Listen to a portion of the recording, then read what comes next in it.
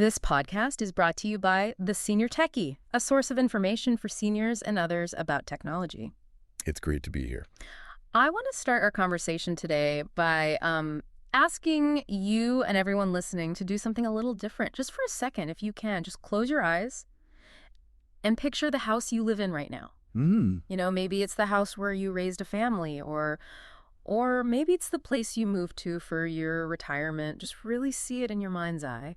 And you're not thinking about the big things, are you? Not the square footage or the property value. No, not at all. It's the little things. I'm thinking about the way a specific floorboard in my hallway creaks when I step on it just right. Yes. Or the way the morning light comes through the kitchen window and hits the counter at like exactly 7:15. It's that intimacy. It's muscle memory. It really is.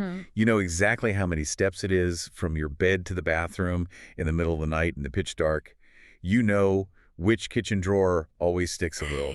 That house, it's not just a structure made of wood and drywall. Right. It's a container for your history, for your memories. It is the backdrop for your entire life. And that emotional connection is it's incredibly powerful. Which brings us to a statistic from the Senior Techie that really sets the stage for our whole discussion today. I think I know the one you mean. They found that 82% of seniors want to spend the rest of their lives in their current home.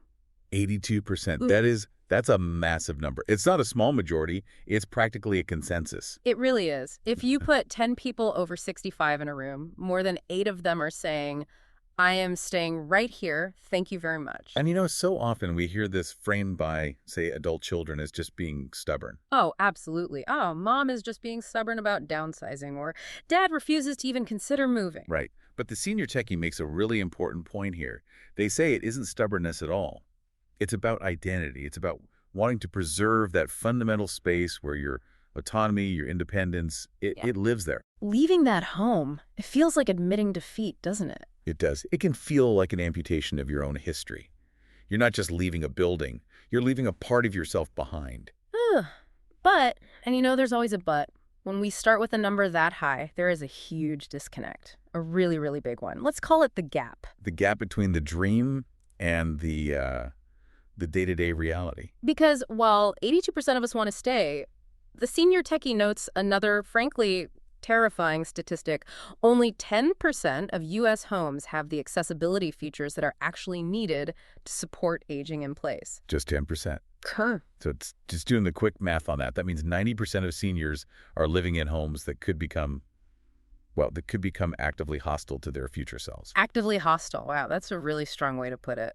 But I think it's accurate. You know, just think about the average American home built, say, 30, 40 years ago. Yeah. Where's the laundry? In the basement, down a flight of stairs. Right. And how do you get into the house? There are probably 3 steps up to the front porch.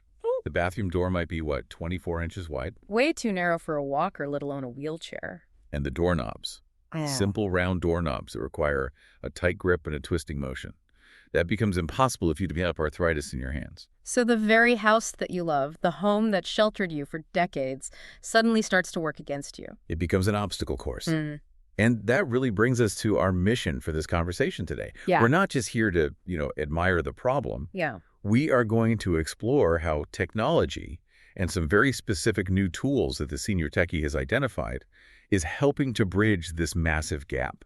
This gap between the desire for independence and the architectural reality of most of our homes. Right. We want to look at how we can move from that sort of uncomfortable space of just worrying about the future into a place of confidence and planning. And I want to be really clear who we're talking to today.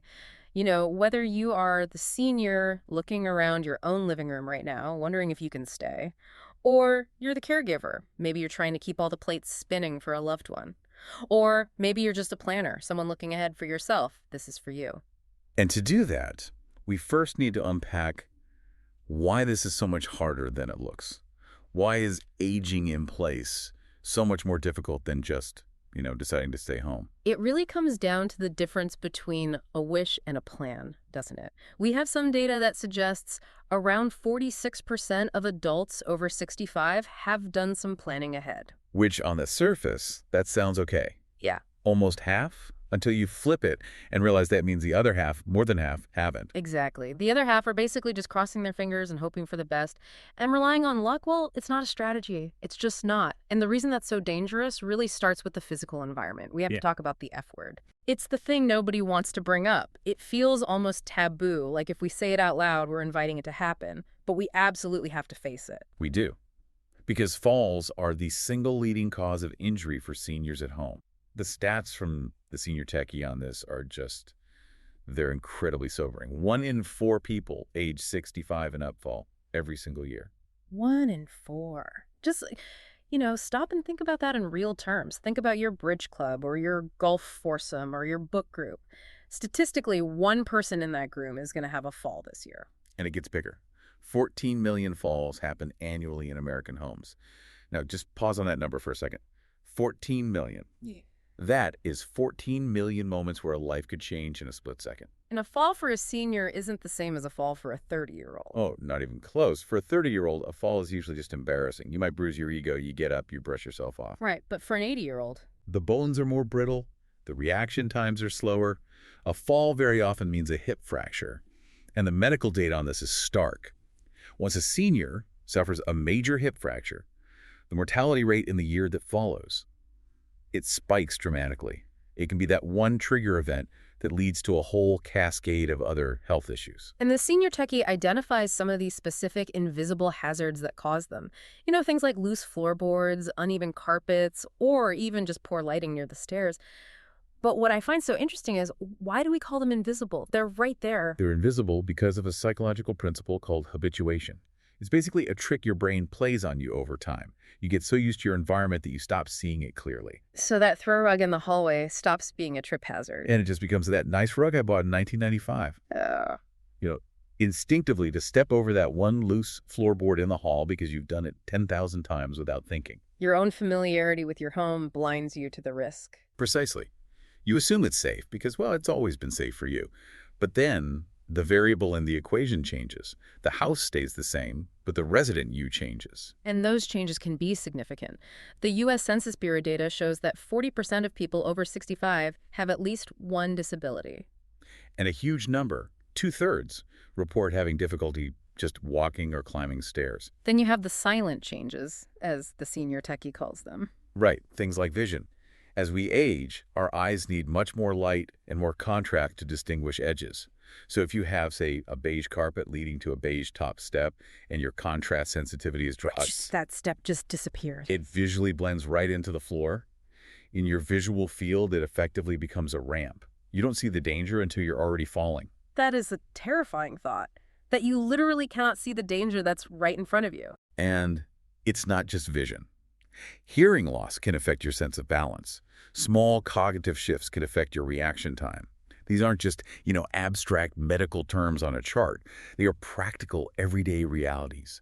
They determine whether you can confidently use your own bathroom or if you find yourself clutching the sink, white-knuckled, just hoping you don't slip on the tile. And there's another piece to this that the Senior Techie brought up, which is the psychological fallout of a fall, even if you don't get seriously hurt.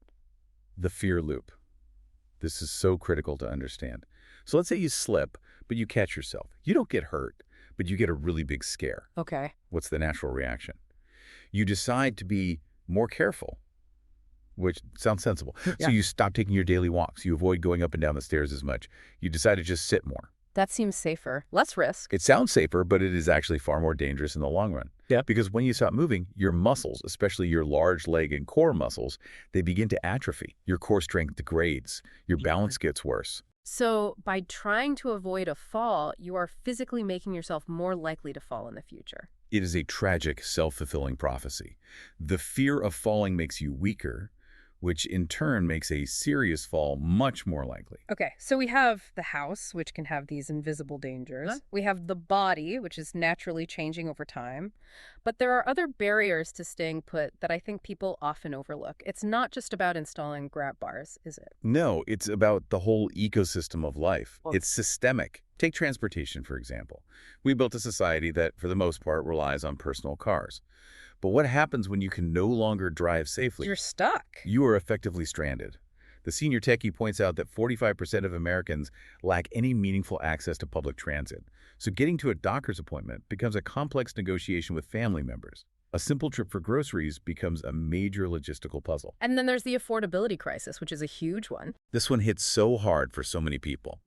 Many seniors are on a fixed income.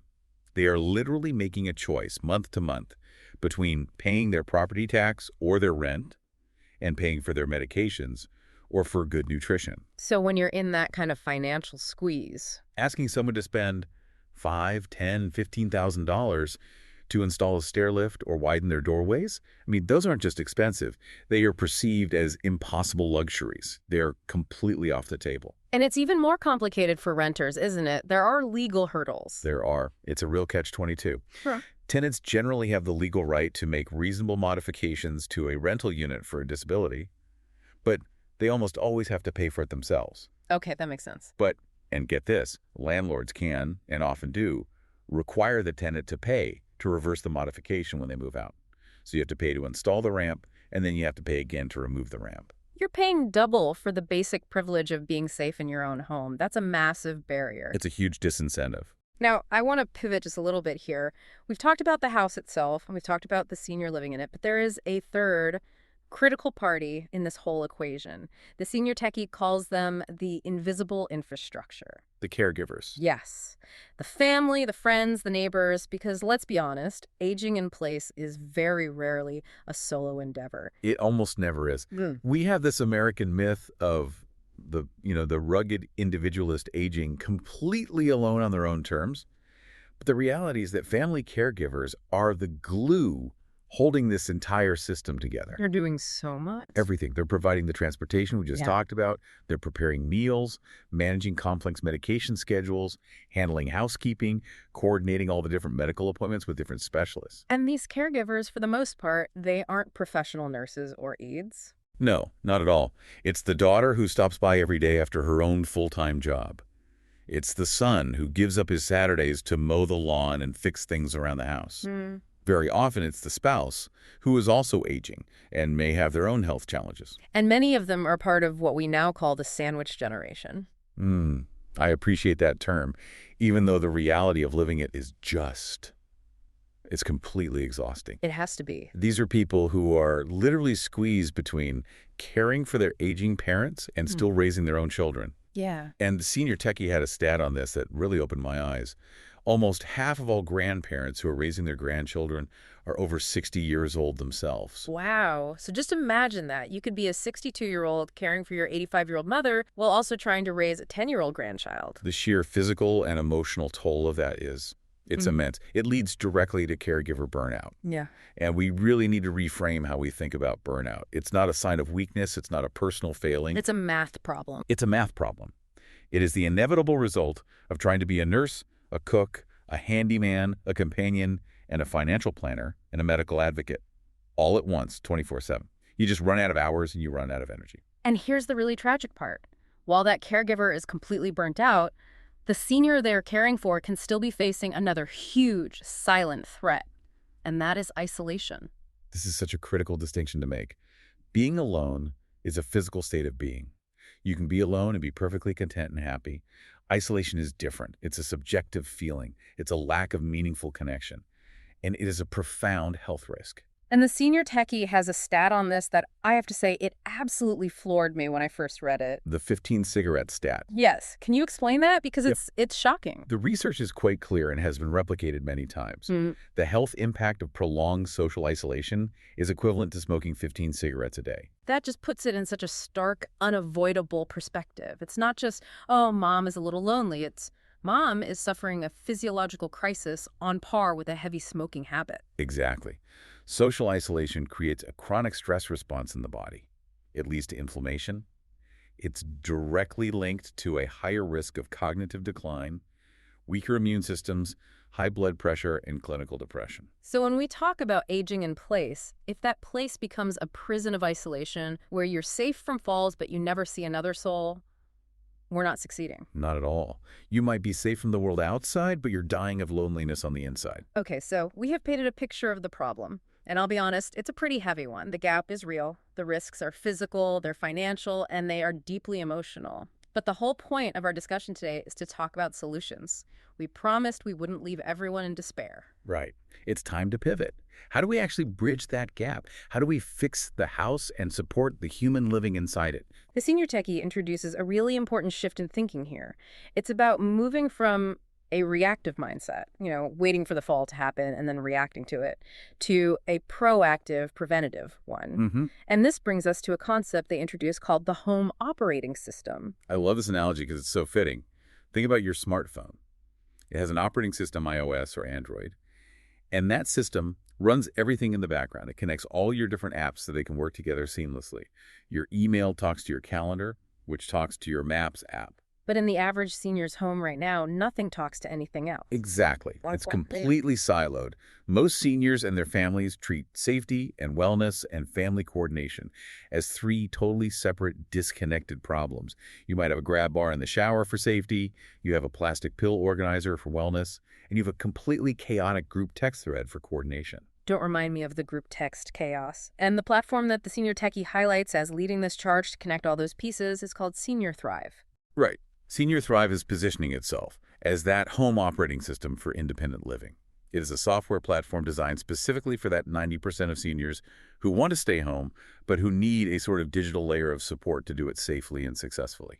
And the potential audience for something like this is it's huge. We know that 77% of baby boomers and adults over 50 say they prefer to age in place.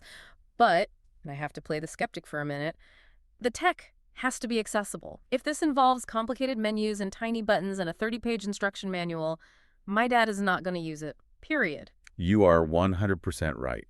And that is the make or break issue for any senior-focused technology. If it's not intuitive, it is useless. If it requires a master's degree in computer science to operate, it's trash. It absolutely has to be ideally voice-activated with a super simple, clear interface. It has to fade into the background of your life, not become another chore. Okay, so let's get into the specifics. Let's do a deep dive into what this operating system actually looks like. The Senior Techie breaks down the Senior Thrive platform into a few key features. And the first one, which directly addresses that whole invisible hazard problem we talked about earlier, is called Thrive Vision. Thrive Vision. The easiest way to think of this is as the eyes of the home. Now, I have to stop you right there, because when I hear eyes of the home, my mind immediately goes to surveillance. Big Brother. Are we talking about a camera watching my mom in her living room 24/7? Because that is a hard no for most families. I was laughing slightly. That is the immediate and totally understandable reaction most people have. But no, the Senior Techie is very clear on this. It is not a live surveillance feed. It is a scanning tool. Okay, so how does that work? What's the difference? It uses AI-powered computer vision. But in practical terms, you, or maybe your adult child when they visit, you take your smartphone or a tablet and you just slowly scan the rooms in your home, almost like you're taking a panoramic photo or slow video. I'm just walking through the house with my phone up. Exactly. The AI then analyzes that static video feed. It's not watching a person, it's looking at the geometry and the contrast and the objects in the room. So it's looking for the physics of the room, not the person in it. Precisely. It's trained to spot things like loose throw rugs. It can detect that the lighting level in a hallway is below a safe lumen count for aging eyes. It sees clutter in the main walkways. It identifies potential hazards. And then what? Does it just send you a report card saying, you got a D in home safety? No, and this is what makes it so useful. It suggests actionable, simple, and often low-cost fixes. It doesn't say, you need to spend $20,000 remodeling your bathroom. It says that rug is a high-risk trip hazard. Consider securing it with double-sided tape or removing it. Or adding a simple nightlight in this hallway would significantly improve safety. It focuses on the low-hanging fruit. It does, because it recognizes that major renovations are often out of budget or just not feasible, especially for renters. Now, here's the part that I find psychologically brilliant. The Senior Techie makes a really key insight about the dynamic between adult children and their aging parents. We talked about that stubbornness issue. Yes, the nagging problem. Yeah. This is crucial. It is. If I go to my mom's house and I say, Mom, that rug is dangerous, you're going to trip on it, you need to throw it out, what happens? She gets defensive. She hears judgment. She hears, you think I'm old and frail and can't take care of myself. And she says, I've lived here for 30 years. I've never tripped on that rug. Stop parenting me. Mm-hmm. It creates friction. It absolutely does. But what happens when an AI identifies that same trip hazard? It's completely different. It's objective. It's neutral. It's just data. Hmm? The senior techie's insight is that it is so much easier for a person to accept a safety recommendation from a neutral third-party technology than from a family member who has all this emotional baggage attached. It externalizes the problem. It's not me nagging you anymore. Precisely. It allows the son and the mom to look at the phone screen together and say, "Oh, look at that. The app flagged this rug as a problem. That's interesting." It turns them into a collaborative team solving a puzzle instead of adversaries fighting a battle over independence. That is just, it's so smart. It preserves dignity. It's the computer says this isn't safe, not your daughter thinks you're getting clumsy. Exactly. It removes the emotion and lets you focus on the solution. Okay, let's move on to the next major feature, Health Pulse. Right. So if Thrive Vision is about the home, Health Pulse is about the body. This is the body trends aspect of the system. I feel like a lot of the health tech out there today, like fitness trackers, is obsessed with daily numbers. Did I hit my 10,000 steps today? Is my heart rate exactly this number right this second? And for a senior, that kind of daily scrutiny can be really anxiety-inducing. It absolutely can be. If you have a lazy Tuesday where you just feel like reading a book all day, your watch might start buzzing and yelling at you to get up and move. That just creates stress. The philosophy behind Health Pulse is different. It focuses on trends over time. It doesn't really care about your step count on one specific Tuesday. It cares about your average activity level over the last 3 months. So it's looking at the long game, not the daily score. It's looking for gradual, often subtle, changes. It tracks things like a slow reduction in overall activity, disruptions in sleep patterns, or even changes in mood that can be inferred from other data points. Why is that a better approach? Because a decline in health for an older adult is rarely a sudden cliff you fall off of. It's usually a gentle downward slope. For instance, if mom's average walking speed, as measured by her phone or a wearable, drops by just 5% every month for 3 consecutive months, that's a trend. And that's a red flag. It's an early warning sign. It might indicate a developing hip issue or a balance problem, or even the onset of depression. It allows you to intervene before it becomes a crisis. You catch it before the fall. You catch it early so you can have a conversation. "Hey, Mom, I noticed from the app that you're walking a little less these days. Is your knee bothering you again?" It's a gentle entry point. And it also speaks to that independence factor again, especially regarding the dreaded check-in call. Oh, the check-in call. Every senior's favorite. "Hi, Mom. Just calling to check in. Are you okay?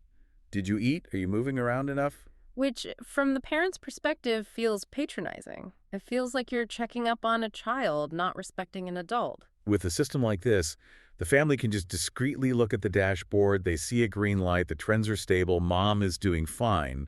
So no nagging check-in call is required. And that allows the phone call to be about something else. It restores the relationship to normal.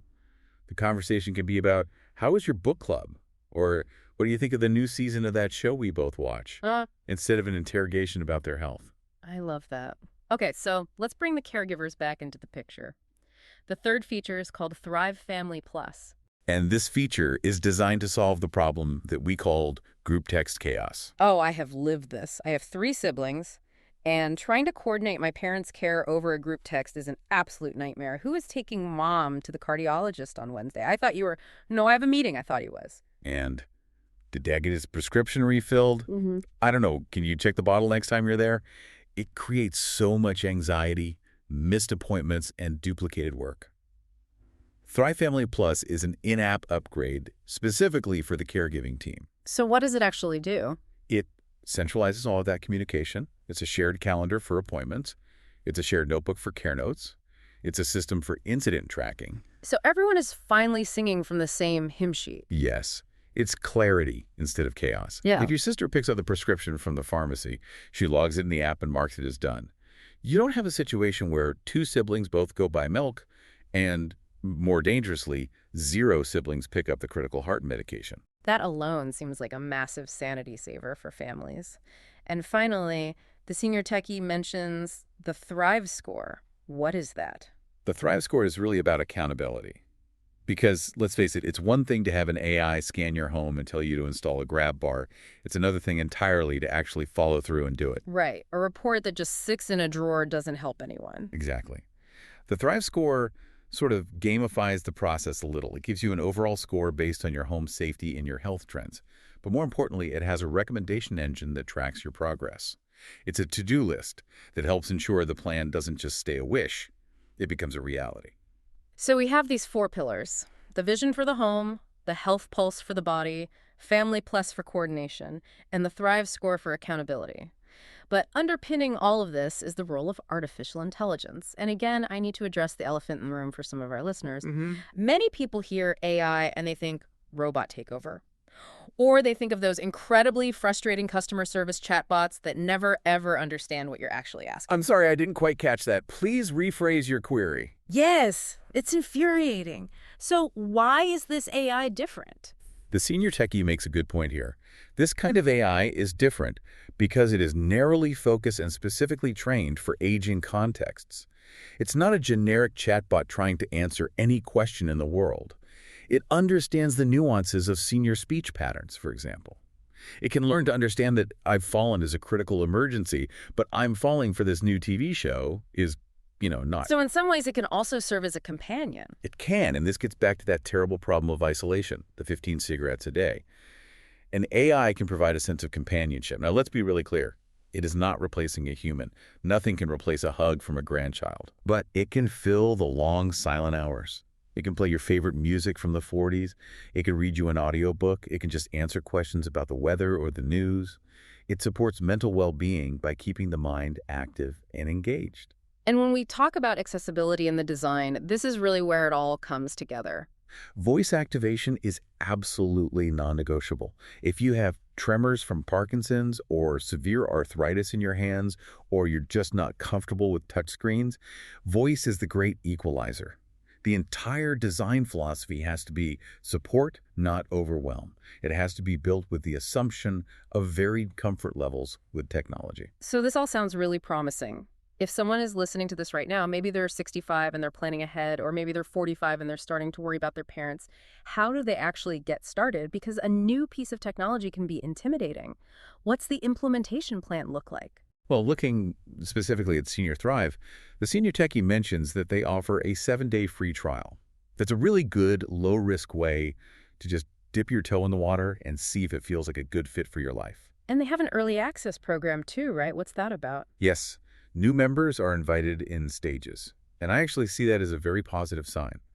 It means they're prioritizing a good, thorough onboarding experience over just signing up as many people as possible.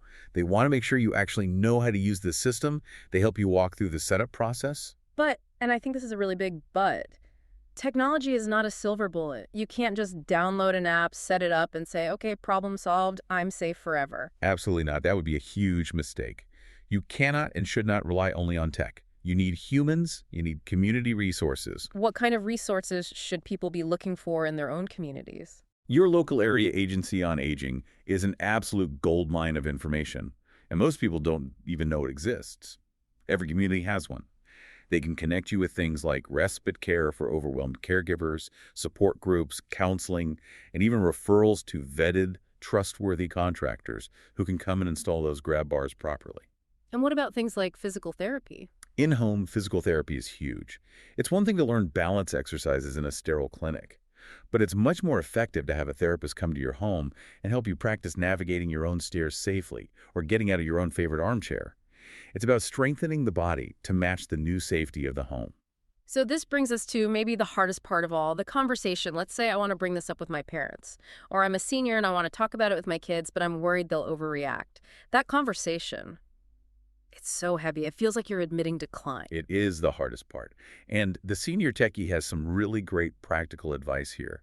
The #1 rule is, don't wait for a crisis. Do not wait for the fall to have the conversation. Exactly. Have the talk on a random Tuesday when everything is fine.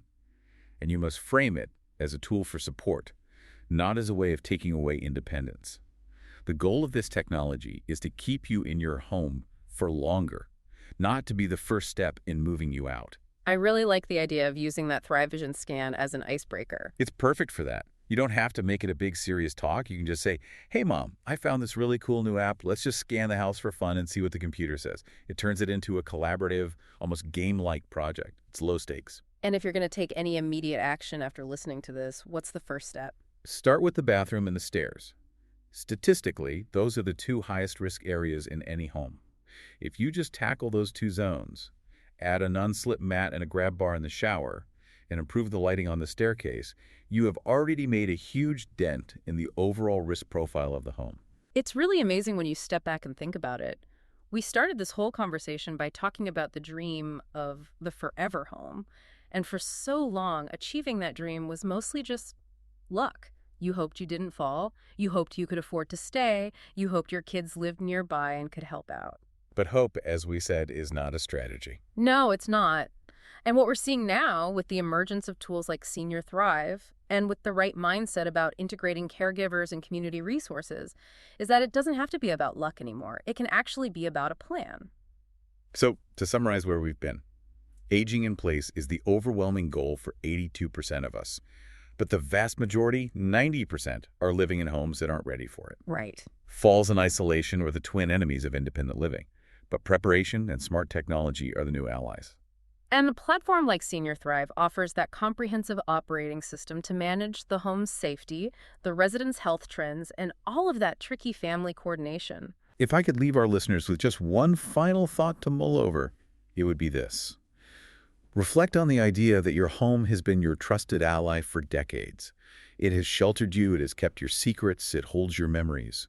With the right support system in place, with smart tech like Senior Thrive, with your community, with your family, it can continue to be your greatest ally. But the choice to stay home requires a plan, not just a wish. That is the perfect place to leave it. This podcast was brought to you by The Senior Techie. It's available on Apple Podcasts, YouTube, and Spotify. If you'd like to keep up with their newsletters, you can subscribe for free by going to theseniortechie.com. Thanks so much for listening. Take care, everyone.